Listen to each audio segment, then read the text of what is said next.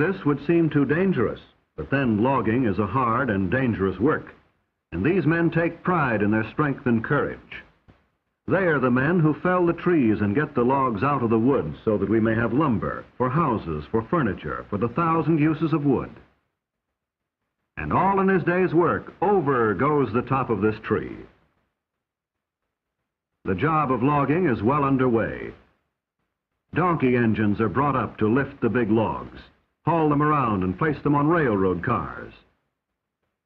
Heavy cables and huge pulleys are needed to lift logs weighing up to 50 tons. The actual felling of a tree begins with the making of a scaffold for the axemen to stand on as they work. Then they begin their cutting their way into trees that may be as old as our civilization. For the redwood trees of California are probably the oldest of living things. The redwoods that grow along the coast live to be 2,000 years old. They are young at 350 years, they are mature at 1,000 years, and they reach old age at 1,500 years.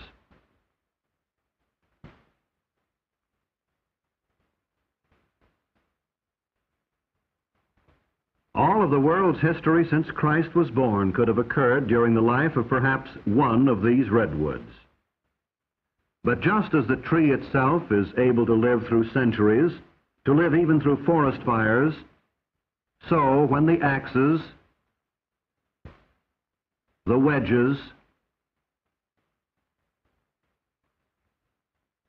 and the saws bring it down, the lumber will last for many, many years. That is why it is very valuable as lumber. Insects and fungi do not hurt it, and it actually resists fire. So the saws keep working and the axemen bring the tree down, figuring the fall carefully so as not to hit other trees and splinter the wood. When the cutting is finished, the men get away fast from the base of the tree as it falls, for sometimes trees twist or fall in a way not expected. But usually they fall just as the axemen figured, and sometimes the axemen figure very closely, closer than one would imagine. So down they come, some of the world's oldest, biggest, and tallest trees, trees that grow over 350 feet high, trees that may be over 20 feet thick at the base, trees that are so big that more than 20 houses can be made from just one tree. But don't think these giants are being completely destroyed. Many of the oldest and the biggest of the redwoods are being saved. Parks with thousands of acres of redwoods are set aside for our enjoyment.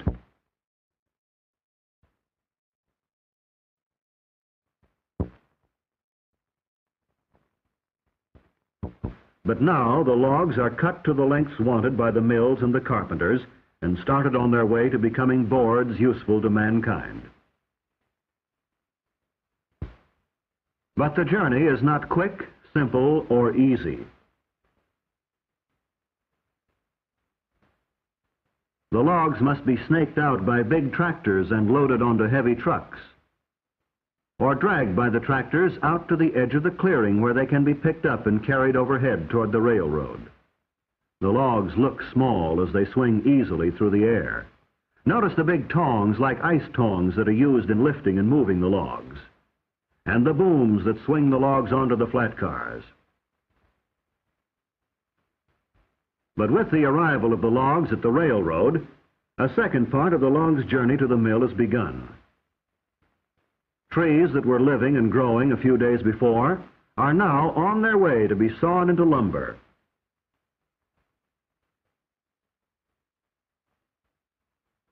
These coast redwoods are used for lumber. But there is another species of redwood which is not. It is the redwood of the Sierra Nevada mountains. The scientific name for both is sequoia, the name of a famous Cherokee Indian. The Sierra redwood is even bigger than the coast redwood. It grows to be as much as 40 feet thick at the base, and it lives longer. It may live to be 4,000 years old. Redwoods are today native only to California and a small section of Oregon. But thousands of years ago, they were to be found throughout Europe and Asia. They grew in countries that are now cold but were at one time warm. Places like Alaska, Iceland, and Greenland. Their history goes back millions of years to the time of the dinosaurs. But here at the sawmill, the redwoods are just big logs that have to be unloaded into the mill pond. And the straight arm that is used in football is found here to be simple and efficient.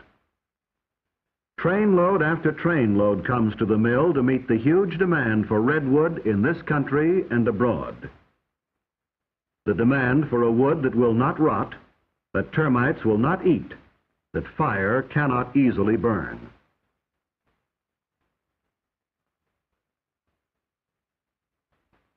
Into the mill pond they go, one huge log after another, each one meeting the demand for a wood with its special advantages.